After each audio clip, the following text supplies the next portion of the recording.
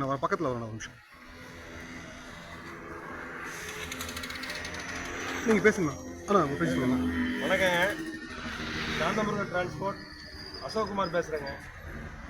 கடந்த 2022 நாங்கள் அசோக் லேலாண்டு வாகனம் டிவிஎஸ் 20 மூலமாக 4120 வண்டி மாடல் வண்டியை நாங்கள் கொள்முதல் செய்தோங்க. வண்டி ஏன் இந்த 4120 வண்டி கொள்முதல் செஞ்சோம் அப்படின்னா, இந்த வாகனம் வந்து 14 வீலுங்க. 14 வீலில் வந்து 2 வீல் மட்டும் முன்னாடி இருக்குங்க. பாக்கி 12 வீல் வந்து பின்பக்கம் கொடுத்துருக்காங்க. என்ன காரணத்துக்காக கொடுத்துருக்காங்க அப்படின்னா, உங்களுக்கு one side load, one side வந்து எம்டி ஓட்டலாம். ரெண்டாவது வெயிட் கம்மியாக இருந்துச்சுன்னா உங்களுக்கு இந்த வாகனத்தை 4 வீலையும் தூக்கிக்கிட்டு டயர் தேய்மானமோ லைனிங் தேய்மானம் எல்லாமே நல்லாயிருக்கும், உங்களுக்கு எரிபொருள் மிச்சமாகும் அப்படின்னு சொல்லி எங்களுக்கு கொடுத்தாங்க. எங்களுக்கு கொடுக்கும்போது நாங்கள் அவங்கள்ட்ட கேட்குறோம், அதாவது ஒன் சைடு லோடு கிடையாது எங்களுக்கு எல்லாம் மார்க்கெட் லோடு ஓப்பன் பாடி ஓட்டுறது, ஓப்பன் பாடிக்கு செட் ஆகுமா இதுங்கிறது எந்த பிரச்சனையும் கிடையாது. நாங்கள் இந்தியாவில் 3000 வெஹிக்கிள் விற்றுருக்கோம். நாங்கள் அப்படி இல்லாமல் நாமக்கல்ல ஒரு டிரான்ஸ்போர்ட் ஏரியாவில் கொண்டாந்து கொடுக்க மாட்டோம் அப்படின்னு உத்தரவாதம் கொடுத்தனால சரின்னு நம்பி நாங்கள் ஒரு 20 வெஹிக்கிள் வந்து பர்ச்சேஸ் பண்ணாங்க. பர்ச்சேஸ் பண்ணதுலேருந்து என்ன பிரச்சனை அப்படின்னா, இந்த ஹவுசிங்லேருந்து ஃப்ரண்ட் வீலுக்கும் உண்டான கேப் வந்து அதிகமாக இருக்குது, டிஸ்டன்ஸு. இந்த டிஸ்டன்ஸ் அதிகமாக இருக்கும்போது லோடு வந்து நீங்கள் வந்து பிரேக் பண்ணும்போது லோடு வெயிட் பூரா வந்து முன்பகுதியில் வருதுங்க. முன்பகுதியில் வரும்போது இந்த கேப் அதிகமாக இருக்கிறனால ஃப்ரண்ட் வீலை போட்டு ரொம்ப அமுக்குது. வண்டி வந்து அதாவது தடுமாறி வண்டி கீழே உழுவு கண்டிஷனில் போகுது. அந்த மாதிரி போகும்போது என்ன ஆகுதுன்னா, அந்த டயரு வந்து தேய்மானம் அதிகமாகுது. காடு செக்ஷனில் வண்டி வந்து ஒரு டர்னில் போய் வண்டி வந்து டிரைவர் திருப்புறாரு அப்படின்னா வண்டிக்கு உயிரை கையில் பிடிச்சிட்டு வண்டி கீழே உள்ள கண்டிஷனில் போகுதுங்க வண்டி. அந்த மாதிரி சூழ்நிலையில் உங்களுக்கு வந்து டயர் தேய்மானம், லைனிங் உடையுதுங்க. ஒரு 3 மாதத்தில் ஒரு லைனிங் வந்து 2 பக்கமே லைனிங் ஷூ எல்லாமே அப்படியே ஜிக்ஜாக் ஆகி உங்களுக்கு அப்படியே சுற்றி சுற்றி எறியுங்க. அப்படியே நீங்கள் வந்து பின்பக்கம் வந்து லெஃப்ட் ஆக்சிலுக்கு வந்தீங்கன்னா லெஃப்ட் ஆக்சிலுக்கு அடுத்தது தான் உங்களுக்கு ஹவுசிங் இருக்குது. இந்த முன்பகுதி வெயிட் அதிகமாக இருக்கனால பின்னாடி ஆக்சிலேருந்து அடுத்தாப்புல உங்களுக்கு வந்து லெஃப்ட் ஆக்சிலுக்கு தான் பாரம் அதிகமாக இறங்குது. பாரம் அதிகமாக இறங்கும் போது என்ன ஆகுதுன்னா, லெஃப்ட் ஆக்சில் பலூனு, அதை சார்ந்து அதில் வர்ற போல்ட்டுங்க, எல்லா ஜாமானுமே உங்களுக்கு ஒரு 6 மாதம் 3 மாதத்துக்குள்ளே ஃபெயிலியர் ஆகுது. போல்ட்டு பூரா 8 போல்ட்டு கொடுத்துருக்காங்க ஒரு பக்கத்துக்கு, இவ்வளோ நீல போல்ட்டு. இந்த போல்ட்டு எல்லாமே உங்களுக்கு ஒரு ட்ரிப்புக்கு வந்து 2 போல்ட்டு உடையுது. நாங்களும் ஒரு நடைக்கு வந்து டிவிஸில் 3 நாள் 4 நாள் 2 நாள் இப்படியே ஒவ்வொரு நடைக்கு நிப்பாட்டி இவங்க வந்து அப்லோடு வாங்கி தர்றேன், இதுக்கு அப்லோடு கிடையாது, இதுக்கு அப்லோடு இல்லை, எல்லாம் சொல்லி எங்களை ஏமாற்றி கடந்த 2.5 வருஷமாக நாங்கள் எல்லாம் மன உளைச்சல் இல்லாமல் வண்டியும் ஓட்ட முடியாமல், மெயின் காரணம் இன்னொருங்க, டிரைவருங்க வந்து இந்த வண்டியை மாற்ற மாட்டேங்கிறாங்க.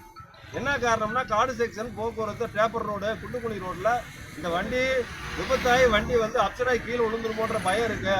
என்னைய வந்து நார்மல் வண்டி 12 வீல்லையோ இல்லை வந்து 10 வீல்லையோ நார்மல் வண்டியில் மாற்றி விட்ருங்க, இல்லைன்னா நான் வந்து வேறு வண்டிக்கு போகிறேன் அப்படின்னு சொல்கிறாங்க. அவங்க பாதுகாப்பு இல்லாத போது இந்த வாகனத்தை வச்சு யாரை வச்சு இயக்கிறதுங்க?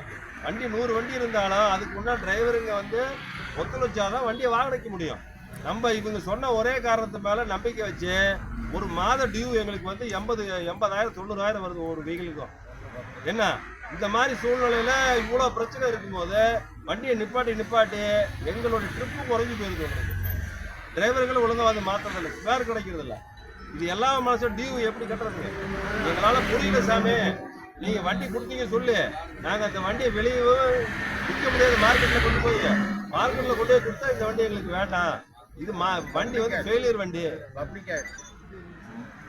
ஃபெயிலியர் வண்டி. மெயின் காரணம் பிரேக் வந்து ரொம்ப ஃபெயிலியர். பிரேக்கே கிடையாது வண்டியில். பிரேக்கு நீங்கள் இங்கே வந்து நாமக்கல் டிவிஸில் வந்து சரி பார்த்துட்டு போனீங்கன்னா ஒரு 1000 இல்லை 2000 கிலோமீட்டரில் உங்களுக்கு வந்து பிரேக் டவுன் ஆகிடும். மறுக்க இன்னொரு யார்டில் கொண்டு போய் விட்டு சரி பண்ணிட்டு தான் போய் ஆகணும். இப்படியே போகிறதுனால தான் உங்களுக்கு வந்து லைனிங்கோட தேய்மானம், டயர் தேய்மானம் எல்லாம் அதிகமாகி போயிருக்கு.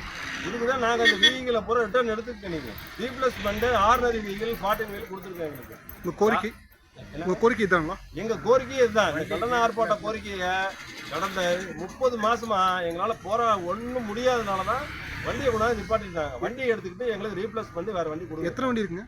எங்கள் இது மொத்தம் வண்டி ஒரு 17 18 வண்டி இருக்குதுங்க மொத்தம் எல்லாமே. நாமக்கல் டிஸ்ட்ரிக்ட் சேர்ந்ததுல 18 வண்டிக்கு மேல இருக்கு எல்லாம். மாடல் ஸ்டாப் பண்ணிட்டாங்க. ஆமா, வண்டியும் வந்து ப்ரொடக்ஷன் கிடையாது. 3000 வண்டி கொடுத்துருக்கதா சொல்றாங்க. தமிழ்நாட்டுல இந்த வண்டி எங்கேயுமே அவைலபிள் கிடையாது. நிப்பாட்டிட்டாங்க ப்ரொடக்ஷன். நிர்வாகத்தில் என்ன பதில் சொல்றாங்க? நிர்வாகத்தில் என்ன பதில் சொல்றாங்க? நிர்வாகத்தில் என்ன பதில் சொல்றாங்க? நிர்வாகத்தில் வந்து என்ன சொல்றாங்க அப்படின்னா, நாங்க வந்து வேலை செஞ்சு கொடுக்குறோம். நிர்வாகத்துல நாங்க வேலை செஞ்சு கொடுக்குறோம்னா, ஆரம்ப அந்த நாங்க வண்டி எடுத்த 6 மாசத்துக்கு அப்புறம் என்னைக்கு வந்து பிரச்சனை உருவாச்சோ அன்னையிலேருந்து அதே தான் சொல்றாங்க. கடுமையா இது மாதிரி போராடினோம்னா உடனே ஏஎல் அதிகாரி அங்க வந்து கூப்பிட்டு என்ன சொல்லுவாரு, உங்களுக்கு உண்டானதை நாங்க அப்ரூவல் கொடுத்து வேலை செய்ய வைக்கிறோம் அப்படிம்பாங்க. அன்னைக்கு என்னைக்கு போராடுறோமோ ஒரு வண்டி செஞ்சு கொடுப்பாங்க. மறுக்க ஒரு 4 நாள் ஆயிடுச்சுன்னா அடுத்த வண்டி வரும்போது இதுக்கு அப்ரூவல் இல்லைன்ட்டாங்க, முதல்ல வேலை செஞ்சதுக்கு எங்களுக்கு அப்ரூவல் கொடுக்கல, இன்னும் நாங்க மாற்ற முடியாது, நீங்க வந்து பில்லிங் தான் பண்ணி ஆகணும். அதுக்கு 4-5 நாள் என்ன இப்படியே டிராமா பண்றாங்க. அதாவது நிர்வாகம் வந்து வண்டியை எங்களுக்கு ஒரு 36 லட்சம் ரூபாய்க்கு இந்த வீகில வந்து கொடுத்துட்டு வேலையை அது வந்து வேலை வைக்கணும்னு வரும்போது அதை டிராமா பண்ணி திசை திருப்பி விட்டு எங்க வாழ்வாதாரத்தையே போக்கடிச்சு எங்களுக்கு வந்து அதான் மன அழுத்தம் வந்து பிரஷர் ஏறி சுகர் வந்து என்ன எல்லாம் விட்டுட்டு நாங்க வந்து சாகக்கூடிய நிலைமையில இருக்கோம். இன்னைக்கு லாரி உரிமை சங்கத்தை சொன்னீங்களா? லாரி உரிமை சங்கத்துல வந்து கடந்த 3 மாசமா பேசிட்டு இருக்கோம். அதுல எல்லாத்தையும் அவங்களும் தெரிஞ்சு அவங்களும் கூப்பிட்டு சொல்லியிருக்கிறாங்க. அவரும் பேசி அசோசியேட் தலைவர் அருளும் வந்து பேசி அவரும் இந்த மாதிரி வண்டிக்காரங்க ரொம்ப வந்து வேதனை இருக்காங்க, அவங்களுக்கு வந்து கரெக்டாக வேலை செஞ்சு கொடுக்குறேன்னு சொன்னா எதுவுமே அவங்க சொல்றதை ஏற்றுக்கிறதில்ல, அசோசியேட் சொல்றதை மதிக்கிறதே கிடையாதுங்க. யாரோ என்னமோ கூப்பிட்டு சொல்றாங்க, அவங்க கவலையை சொல்றாங்கன்னு காதலை வாங்கிட்டு அவங்க மட்டும் போயிடுறாங்க. உங்க அடுத்த கட்ட நடவடிக்கை எங்களுக்கு வண்டி வேற வாகனம் எடுத்துட்டு வேற வாகனம் கொடுத்தாதான் நாங்க இதை வித்ட்ரால் பண்ணிக்குவோங்க. வண்டி கண்டன ஆர்ப்பாட்டம் வண்டி இங்கேருந்து வித்ட்ரால் பண்ணி பண்றது அடுத்த வீகில் கொடுத்தாதான் எங்களுக்கு ரீப்ளேஸ் மட்டும் வேற வண்டி கொடுத்துருக்கு.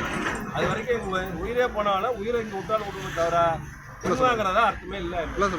சரி.